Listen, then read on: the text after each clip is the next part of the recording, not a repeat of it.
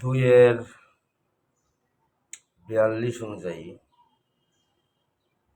সত্য মিথ্যার সাথে মিশ্রণ করব না। যা সত্য এখন পর্যন্ত জানি সেই সত্যই আলোচনা করার চেষ্টা করব।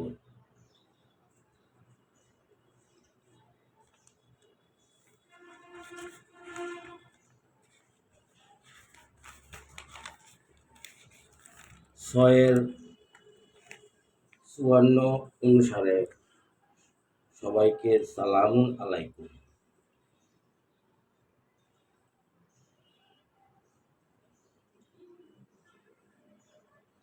গত লাস্ট ভিডিও যেটা করেছিলাম সেটা মনের দুঃখে কিছু কথাবার্তা বলছিলাম। তার আগে একটা ভিডিও করেছিলাম সেটাতে সালাত কন্টিনিউ করতেছিলাম। তো সালাতের আগে ভিডিওতে দেখতে পাবেন, শুনলে বুঝতে পারবেন যে সালাতের আমরা কিবলা আলোচনা করছি। আর সালাতের কিবলার পরে যে জিনিসটা সেটা হলো যে সালাতের মধ্যে আমাদের কি বলবো, সালাতের অর্থ থেকে বোঝা যায় সালাতের মধ্যে কি বলবো।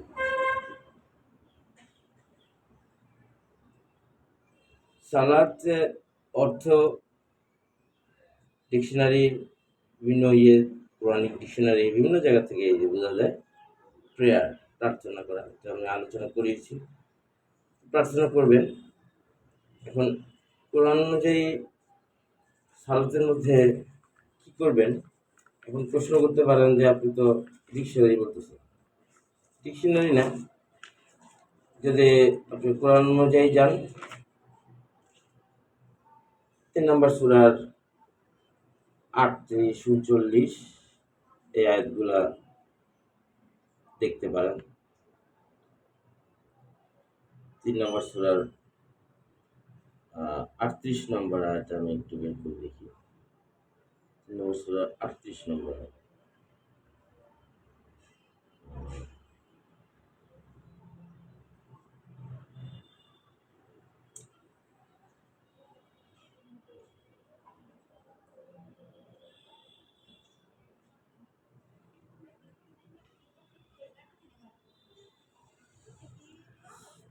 আহ, 38 নম্বর আয়াতে বলছে সেখানে জাকারিয়া তার রবের কাছে প্রার্থনা করেছিল। এখানে সেখানেই এখানে আরবিতে আছে দা, মানে দোয়া করেছিল। তো দা দোয়াটা হচ্ছে হে আমার রব। এখানে সে বিখ্যাত প্রার্থনাটা যে আমার উত্তম সন্তান দান করবে, যে প্রার্থনাটা, সেই প্রার্থনাটা তার আগের আয়াতটা বললে বুঝবেন যে আগের আয়াতে যেটা বলতেছিল সেখানে বলতেছিল যে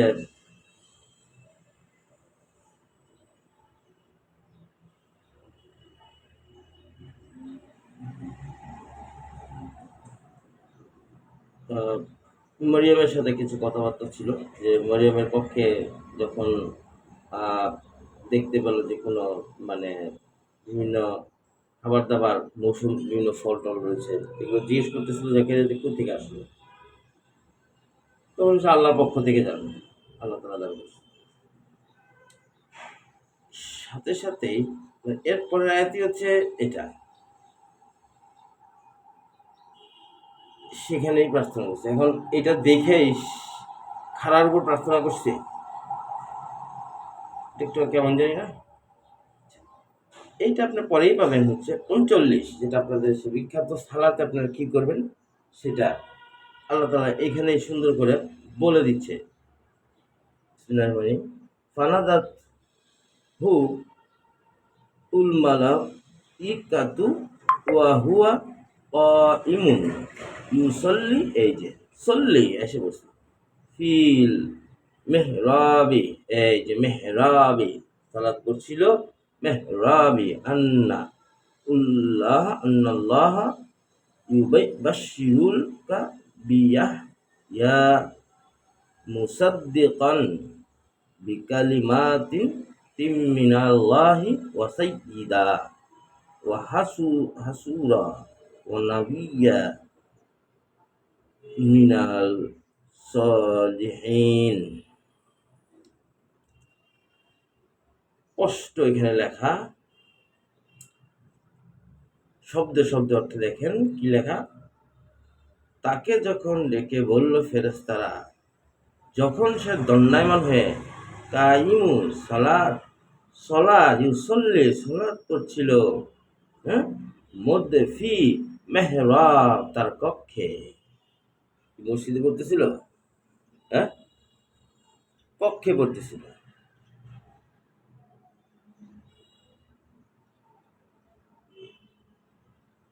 আন্না যে আল্লাহ সুসংবাদ দিচ্ছেন তোমাকে ইয়াহইয়ার,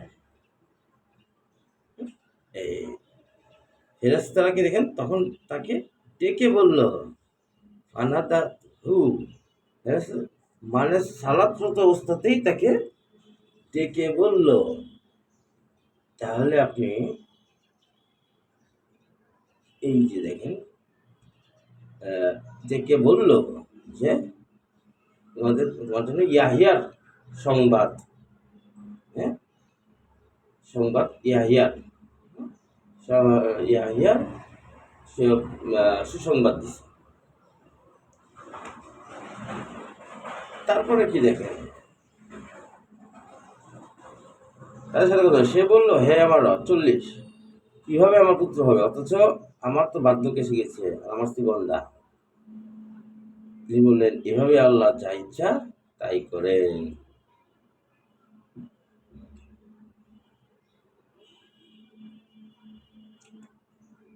সে বলল হে আমার রব, আমাকে দিন কি নিদর্শন, আমাকে একটি নিদর্শন দেখেন।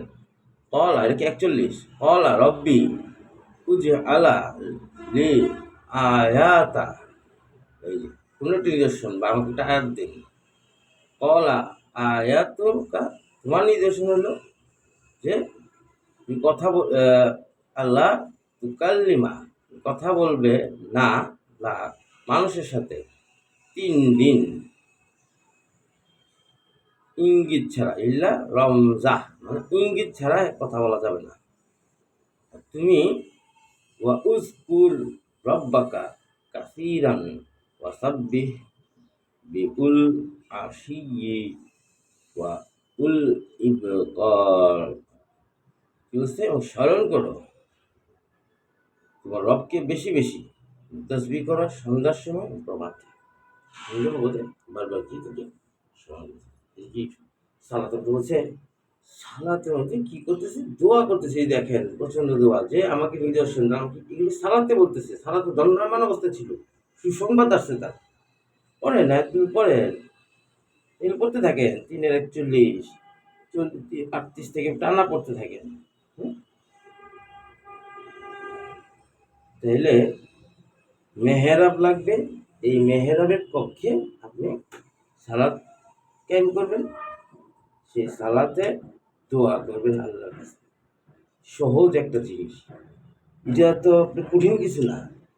হ্যাঁ, এই হাত বাঁধা নিয়ে ঝামেলা, এই নিয়ে ঝামেলা, আর আল্লাহর কাছে এইসব নাই, এইসব নাই, থাকবে তো দিতে কোরআনে। এখন আসেন আজকের যে পয়েন্ট, পিছনে কতগুলা ভিডিও, পিছনে কতগুলা দেখতে পাচ্ছেন হিবিজিবি লেখা। তা আমাদের সালাতের বহু দূর পর্যন্ত গেছি। এরপরে টপিক্সটা হলো রুকু সেজদার টপিক্স। হ্যাঁ, এখন এই জিনিসগুলো তো নাই ভাই, কোরআনে পাই নাই, যে হাত বাঁধা, কানে কানে হাত দেওয়া, বুকে হাত বাঁধা, এগুলা এগুলা আমি কোরআনে পাই নাই। ঠিক আছে, তো তারপরে আলহামদুলিল্লাহ পরে আমিন বলা পাই নাই। তো এখন যে জিনিসটা তো রুকু সেজদা বোঝার আগে যে জিনিসটা করতে হইব, যে মাইন্ড থেকে আমাদের যে ব্রেনের যে মাইন্ড আছে বা কল্প, আল্লাহ কল্প বলা হয়েছে, এগুলো থেকে পচা জিনিস বের করতে হবে। কোরআন বাদে যা আছে এটি বাই করতে হবে, ছোটবেলার থেকে যা শূন্য এসে এটি বাই করে দিতে হবে। এইটি বাই করার পরে এরপরে টপিকসটা আসবে, রুকু সেজদার টপিকস। এখন প্রশ্ন হচ্ছে যে এটি বাই করবো কেমনে? এটা বাই করার জন্য আমার কোরআনে যথেষ্ট।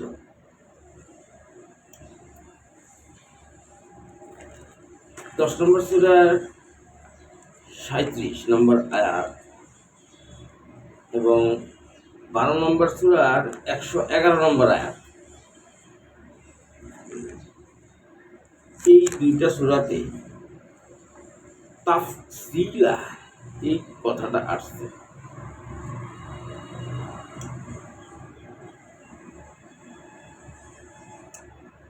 তাফসীলা শব্দের মানে হলো বিশদ বর্ণনা। 10-এর আমি একটা উদাহরণস্বরূপ 37 বের করে দিচ্ছি। সেখানে বলতেছে, এই কোরআন তো এমন নয় যে আল্লাহ ছাড়া কেউ তা রচনা করতে পারবে, বরং এটি যা তার সামনে রয়েছে তার সত্যায়ন এবং কিতাবের বিস্তারিত ব্যাখ্যা। এই ওয়ার্ডটা এখানে আছে,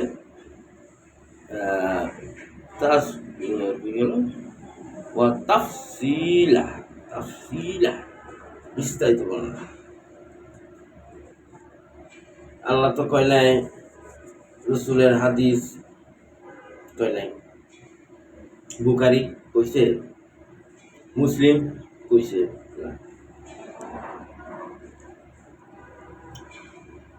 তো 12 নম্বর সূরা 111-তেও আপনার তাফসীলা শব্দটা পাবেন, এখানে বিশদ বর্ণনা।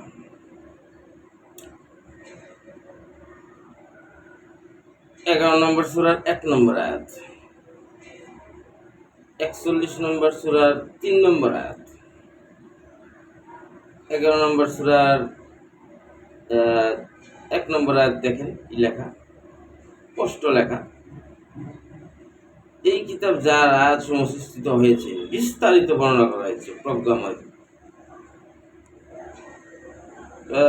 41-এর 3 বাই করি, 41-এর 3, 41-এর এই 3 নম্বর বাই করি। কি বলছে? এমন এক কিতাব যার আয়াতগুলো জ্ঞানী কওমের জন্য বিশদভাবে বর্ণনা করেছে এবং আরবি ভাষায়, এবং একটা কথা, জ্ঞানী লোকদের জন্য, বকচুক ভাষার লোকদের লেগা কোরআনের আর না, জ্ঞানী।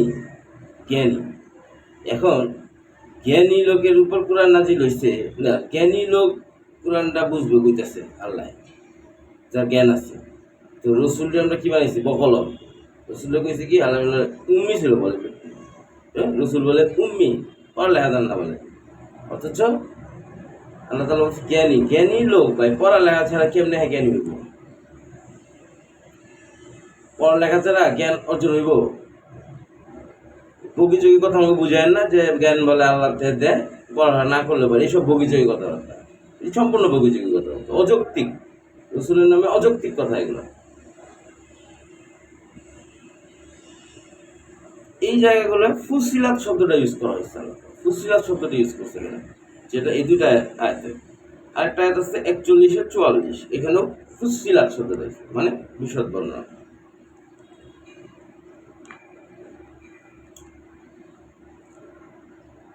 সতেরো 89, 75-এর 19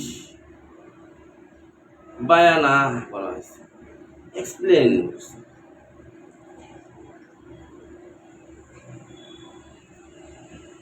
2 নম্বর সূরার 170 নম্বর আয়াতটা বাই করি, এই আয়াতের পরে আমাকে যদি 100টাও বুঝান, আমি কেমনে বুঝবো ভাই? কোরআনে আয়াতটা আছে, এই কোরআনকে যদি অস্বীকার করেন, এটা আপনার অন্য হিসাব। কিন্তু এই আয়াতের পরে এই আয়াতটা যখন বলবো, এই আয়াতটার পরে আপনারা কোনো কি বলবেন, আপনি মানে কি দিতে চান? আপনারা দয়া করিয়া, মায়া করিয়া, হ্যাঁ, আমাকে দয়া করে মাকে বুঝাই যে আপনি আর কি দিতে চান, মানে আর কি রেফারেন্স করবো? এর চেয়ে কি রেফারেন্স সম্ভব না ভাই, এটা অসম্ভব। এর চেয়ে কীভাবে রেফারেন্স সম্ভব? তো শুনুন ভালো মনোযোগ দিয়া। বিসমিল্লাহির রহমানির রহিম। ওয়াইদা কিলা লাহুমুত্তাবিউ মা আনজালাল্লাহু ক্বালু বাল নাত্তাবিউ মা আনফাইনা আলাইহি ওয়াইদা, এবং যখন ইলালা বলা হয় লাহুম তাদের,